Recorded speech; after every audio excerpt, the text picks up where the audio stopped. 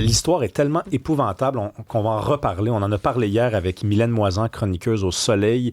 C'est quoi cette histoire-là? C'est l'histoire d'un jeune garçon de 9 ans qui a un père, une mère qui se sont séparés. Ça s'est ramassé devant la DPJ. La DPJ devait choisir avec lequel des deux parents ce petit garçon-là de 9 ans devait vivre désormais. On a choisi le père en disant que la mère, elle était, à essayer de monter l'enfant contre son père, pas une bonne mère. Le père, lui, c'est un pédophile. C'est un pédophile, c'est un homme qui a admis consommer de la pornographie juvénile depuis 20 ans, de la pornographie qui impliquait des jeunes filles âgées de 6 à 17 ans. Et selon la DPJ, comme c'est de la pornographie qui implique des filles, Karima, et que le petit garçon est un petit garçon, le risque est moindre, même si la DPJ, qui a refusé d'ailleurs de venir répondre à nos questions, de même que le ministre des Services sociaux, M. Lionel Carman, mais la DPJ admet quand même que cet homme-là, c'est quand même un cas problématique aussi. Là. C'est pas quelqu'un qui est réhabilité, c'est pas quelqu'un qui, à la suite de sa thérapie, représente un risque zéro. Tout de même, c'est ce parent-là que l'enfant, désormais, va vivre parce qu'il y aurait les grands-parents aussi dans le portrait. C'est absolument abominable, cette histoire-là. J'ai même pas l'impression... Je la répète, là, juste pour essayer puis je me pince en même temps pour essayer de réaliser, est-ce que c'est vrai ou pas? Ça se peut-tu? Au Québec, ça se peut direct. Je rappelle quand même l'acronyme, hein? DPJ, Direction de la protection de la jeunesse. Non, c'est atroce cette histoire-là. Puis sincèrement, on se dit, OK, encore aujourd'hui où on nous dit que c'est l'intérêt de l'enfant, moi, je peux pas concevoir qu'il y a un père qui, donc, avec je veux dire, cette consommation de pornographie juvénile, on parle, comme tu l'as mentionné, là, d'enfants aussi jeunes que de 6 ans, dans des situations d'inceste, de contrainte. Et là, tu dis, non, cette personne-là est équilibrée et saine d'esprit pour accueillir un enfant de 9 ans. Je rappelle que son fils, il va à l'école. Je veux dire, à un moment donné, tu as des amis, tu peux faire une petite fête d'enfants. Avec des filles? Tu sais, est-ce qu'il y a des interdictions d'approcher des petites filles? Dans ce cas-là, on se posait vraiment la question aussi, comment ça qui est en prison, comment ça qui s'est pas allé plus loin là-dessus. Évidemment, c'est complexe, c'est des dossiers, il y a toutes sortes d'éléments à porter à l'attention de la justice, sauf que il y a quand même, la conclusion de tout ça, c'est quand même qu'il y a un enfant de 9 ans qui est placé, qui est avec son père, et on dit aussi dans cette histoire-là que le problème, c'est la mère. Parce que la mère, elle est inquiète, puis oui, elle n'est pas accommodante au sens qu'elle se bat pour son enfant, elle a peur. Donc là, on trouve qu'elle est fatigante parce qu'elle dérange. Elle dérange. Puis c'est vrai que tu peux devenir fatigant parce que là, t'appelles, tout ça, c'est une chose, mais à un moment donné, il y a quand même le résultat des courses et ça. Et moi, il y a un point aussi qui m'a fait sursauter complètement. On dit le tribunal ne doute pas de la volonté du père, mais se questionne sur sa capacité à mettre fin définitivement à cette mauvaise habitude dans un contexte où les facteurs dynamiques dans sa vie ne seraient pas favorables à sa stabilité. Attends, mauvaise habitude. On parle-tu vraiment de mauvaise habitude? Pas perdre ses clés, pas oublier d'aller acheter du lait au dépanneur. La mauvaise habitude, c'est regarder des petites filles de 6 à 17 ans commettre des gestes absolument dégueulasses avec des hommes. Tu sais, parce qu'on dit qu'il a fait une thérapie, qu'il y a une belle relation avec la dynamique. Là, il essaie vraiment d'avoir une belle relation avec son fils, puis que, la thérapie a fait des progrès, tout ça. On dit, je cite, les contacts père-enfant évoluent positivement. Le père complète une thérapie. Sa participation, son implication sont jugées satisfaisantes. OK, parfait. Donc là, on met le saut. Puis merci, bonsoir. Moi, j'apporterais juste une petite nuance. C'est parce que la mère, on ne sait pas c'est qui. Et non, mais... j'ai beaucoup de difficultés. Regarde, là, honnêtement, la DPJ, je les critique là, ouvertement là-dessus. Je pense que c'est assez clair. Mais je ne sais pas si je peux aller jusqu'à... Je ne dis pas que c'est ce que tu fais, là, mais c'est parce que quand on lit la chronique de Mylène Moisan, on a l'impression que la mère, c'est tout ce qu'on lui reproche, c'est de poser des questions. Mais j'ose croire que c'est peut-être un profil un peu plus sévère que ça. Regarde, si à choisir, on est quand même allé vers l'homme. La DPJ, il y a des raisons de confidentialité. On ne demande pas à la DPJ de nous parler, de donner des noms ou tout ça. On veut essayer d'avoir des réponses. Si la DPJ ne sort pas, à un moment donné, tu comprends ces éléments-là qui sont d'intérêt public. Si la DPJ peut rassurer la population qu'elle vienne le faire, le résultat des courses, c'est quand même, je ne connais pas le profil parfait ou non parfait de la mère, mais je connais maintenant, il y a quand même cet élément de profil du père qui est connu. Puis moi, mon enjeu, c'est pourquoi il se retrouve donc... Tu sais, pourquoi finalement la garde, c'est beaucoup le père en ce moment? Est-ce que cet enfant-là est véritablement protégé? Est-ce que les petites amies de cet enfant-là sont protégés? Il est en thérapie, mais tu sais, il a fait ça pendant 20 ans. Est-ce qu'il va bien en ce moment? Est-ce que dans 6 mois, dans 1 an, il va aller toujours bien? Est-ce que cet enfant-là est en sécurité à moyen, long terme? C'est des gros points d'interrogation. Fait que, là-dessus, je pense qu'on a raison de poser ces questions-là. Oui, puis c'est de nos affaires, pas de savoir qui est ce garçon-là, qui est cet homme-là. On comprend très bien les enjeux de confidentialité, mais c'est quand même de nos affaires ce qui arrive à nos enfants parce que ça a un coût social, ça. C'est-à-dire, ça coûte de l'argent, ça, des familles comme ça, déjantées, complètement décomposées, mal faites, mal rabicolées. Ça a un coût social. On sait combien ça coûte à la société québécoise. Donc, c'est de nos affaires. Puis, même si on a peu de détails, on n'est pas des épais, là. On est capable de comprendre, par exemple, que même si cet homme-là n'a pas le droit d'approcher d'autres enfants que le sien, bien, ça veut dire que cet enfant-là, ça ne doit pas être évident de se faire des amis, là. Tu ne peux pas ramener personne à la maison. Tu ne peux pas aller à une fête. Si tu vas à une fête, ton père ne peut pas venir te chercher. Ça, on n'est pas épais, là. On a compris que ça fait partie du scénario. Si jamais on est allé jusqu'à donner cet interdit de présence du père face à d'autres enfants, c'est une histoire. Moi, je ne comprends pas comment ça peut encore arriver. Pourquoi il n'y a pas d'autre solution? Pourquoi il n'y a pas d'autre solution? Pourquoi il n'y a pas de famille d'accueil? Pourquoi l'enfant est avec le père et les grands-parents et pas juste avec les grands-parents? C'est quoi cette histoire-là? C'est quoi cette histoire-là? On va en parler avec Gabriel Larose, avocat en droit de la famille et protection de la jeunesse. Il est avec nous. Bonjour, M. Larose.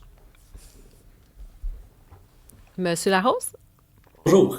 Bonjour. Là, l'histoire, vous l'avez un peu suivie comme nous. Là. Évidemment, les détails, on en a peu, mais ceux qu'on a frappent au moins l'imaginaire. Pourquoi il n'y a pas de solution? Pourquoi c'est pas dans un centre jeunesse qu'est cet enfant-là, dans une famille d'accueil, chez des amis des parents, chez les grands-parents? C'est certain que cette solution-là a probablement été envisagée par les tribunaux ou encore par la protection de la jeunesse. Qu'est-ce qui s'est passé? Comme vous avez dit, on n'a pas l'ensemble du dossier, on n'a pas cette chance-là. C'est un domaine qui est très privé, on ne veut pas identifier l'enfant. D'emblée, on sait qu'il y a une évaluation de risque, une évaluation de la situation. Évidemment que par respect là, des tribunaux, je peux difficilement dire ils auraient dû faire quelque chose. Je présume que ça a été fait.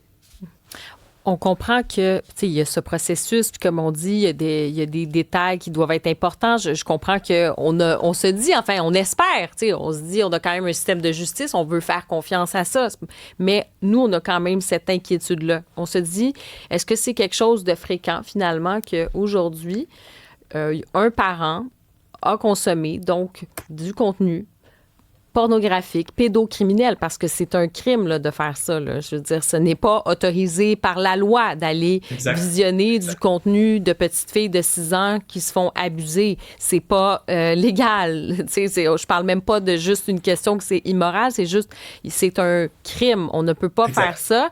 Et il y a un enfant qui finalement qui se retrouve avec un père qui en a consommé, qui a admis en avoir consommé pendant 20 ans, puis on dit qu'il est en thérapie, fait qu'il n'est pas au bout de cette affaire-là non plus, là, c'est en ce moment. C'est encore dans ses démons. Donc, aujourd'hui, c'est possible, ça veut dire que c'est quelque chose qu'on voit dans les dossiers, qu'on peut se retrouver être un enfant puis confier à un parent avec ces enjeux de pédocriminalité?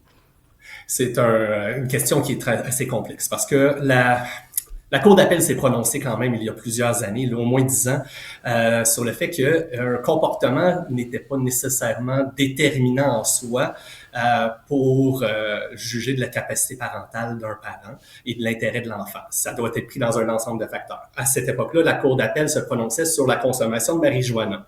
Mais le parallèle se fait parce que au bout de la ligne, le tribunal rappelait également que c'est un geste illégal qui peut amener des conséquences, dont un emprisonnement, dont des conséquences judiciaires qui affecteraient la capacité parentale. La même chose pourrait se passer avec le comportement que vous décrivez au niveau là, de la consommation de pornographie. Monsieur pourrait se voir arrêté et être accusé de possession. Et c'est là qu'il y aurait des conditions, parce que la Chambre de la jeunesse ne met pas des conditions sur le droit d'être en contact avec d'autres enfants et tout ça. C'est pas le pouvoir de la Chambre de la jeunesse. La Chambre criminelle pourrait dire monsieur n'a pas le droit d'être en présence d'enfants de moins de 14 ans ou peu importe. Donc en ce moment, je fais juste une parenthèse. Donc en ce moment, d'après votre lecture, ce père-là pourrait être en contact avec des mineurs, des filles mineures? S'il n'a pas de conditions criminelles et d'accusation de quelconque, c'est pas la Chambre de la jeunesse qui va avoir mis ces conditions-là, non. Mais c'est incroyable parce qu'il faut juste quand même le rappeler, là, l'homme a admis l'avoir fait. Donc moi, je ne comprends juste pas pourquoi il n'y a pas un char de police devant chez lui, puis cet homme-là a des menottes non, mais c'est parce que... Mais vous riez, mais c'est normal parce que vous êtes avocat, puis des fois, on dirait que dans cet univers-là, c'est comme s'il y a des lois, des ci, des ça, mais le gros bon sens commande quand même que cet homme-là soit dans un poste de police en ce moment, la tête à terre, là. Ben, je ris parce que, un instant, ce sera pas long.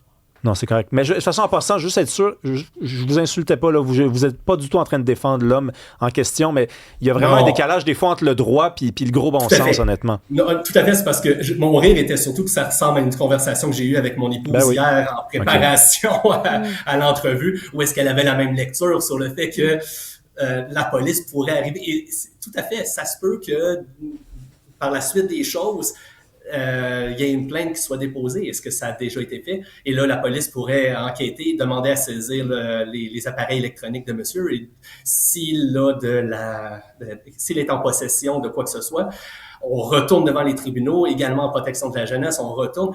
Mais c'est là que le bas blesse. Je me dis, comment que la Cour ou la protection de la jeunesse pourra justifier de retirer les enfants, mais si monsieur se fait arrêter, mais c'est des informations qu'ils avaient déjà, donc ils vont se retrouver à contredire leur propre jugement seulement parce que monsieur soudainement est arrêté. C'est quand même une possibilité qui pourrait vraisemblablement arriver. Mm-hmm. Et la difficulté souvent dans ces cas-là, quand on parle de l'intérêt de l'enfant, puis on l'a souvent vu, même je fais un parallèle, là, vous allez voir où je m'en vais avec ça, dans le cas par exemple des adoptions, tu sais, avec les banques mixtes, tout ça, puis on donne beaucoup de chance aux parents biologiques parce puis je comprends à la base, on veut pas déstabiliser l'enfant, il y a ce lien qui est extrêmement puissant, mais est-ce que dans certains cas, ça va trop loin, là?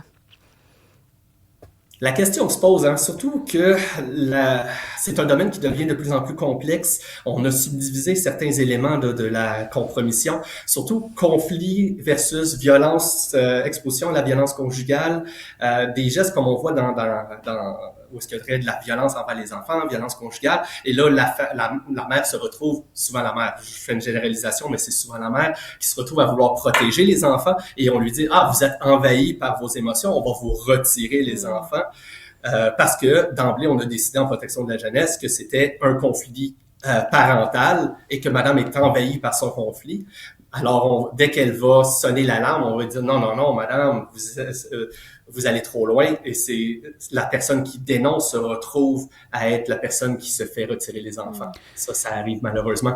Alors, en bref, oui, ça peut aller trop loin. Et on l'a vu à plusieurs niveaux où est-ce qu'il y a eu des falsifications de rapports pour confirmer la vision de la protection de la jeunesse dans différents districts. Gabriel Larose, vous êtes avocat en droit de la famille. Je suis obligé de vous demander, est-ce qu'on s'améliore au Québec dans ce genre de situation-là? Moi, il y a une lecture qui m'a jeté à terre il y a quelques mois. C'était le rapport du coroner dans l'affaire de la fillette de Granby. Et je l'avais lu au complet, ce rapport-là. Puis j'invite les Québécois à le lire au complet. Ça se lit bien quand même, puis c'est en ligne. Puis on apprenait dans le détail comment, du début de cette histoire-là à la fin, qui a été évidemment tragique, il y avait eu du laisser-aller, il y avait eu de la nonchalance, puis il y avait eu de la naïveté aussi. Cette petite fille-là, elle arrivait à l'école, elle n'avait pas été nourrie, elle était sale, elle n'était pas lavée. Il y avait tous les signes avant-coureurs d'un climat absolument dégueulasse à la maison. Et qu'est-ce qu'on faisait? On la renvoyait chez elle parce qu'on disait, ici, on n'a pas les ressources qu'il nous faut à l'école. Peut-être même qu'elle devrait, ça avait été même étudié comme hypothèse et comme stratégie, peut-être qu'elle devrait faire l'école à la maison. Alors qu'il y avait 2 bourreaux qui l'attendaient à la maison. Là, on a un enfant d'un pédophile et on l'envoie dans les mains d'un pédophile. C'est quoi cette affaire-là? Est-ce qu'on s'améliore? Dur à dire, dur de répondre. Poser la question, c'est y répondre. Comme j'ai dit, les sujets deviennent plus complexes, on gère beaucoup plus de santé mentale qu'avant. Néanmoins, il y a également un réseau qui est surchargé, des intervenantes qui sont débordées. Au lieu, ils ont le triple, le quadruple du nombre de dossiers qu'ils devraient gérer pour bien gérer les dossiers. Un manque d'expérience, un manque d'encadrement. Donc, il y a des difficultés au niveau de la protection de la jeunesse. Dans le cas qui nous occupe aujourd'hui, c'est un dossier qui a été évalué, qui a été jugé par un juge. Évidemment, le juge est tributaire de la preuve qui lui est présentée. Alors, j'ignore la preuve qui a été présentée. Il y a eu une audition, il y a eu des témoins, il y a eu tout ça. Est-ce qu'il manquait des informations? Est-ce que nous, on n'a pas toutes les informations? Donc, on doit être très prudent en se prononçant sur le cas d'aujourd'hui. Mais la réponse à l'ensemble du Québec, je vous dirais que non, il n'y a pas une amélioration parce qu'il y a un manque de services criants. Où est-ce que des parents vont demander de l'aide au niveau des services pour les enfants, ils vont demander de l'aide en santé mentale, ils vont demander de l'aide au niveau financier et l'aide n'arrive pas suffisamment vite pour prévenir les problèmes. Et là, on se retrouve à être enlisé dans quelque chose de plus complexe qui aurait pu être réglé bien avant. Merci beaucoup, Gabriel Larose. Vous êtes avocat en droit de la famille. Bonne journée.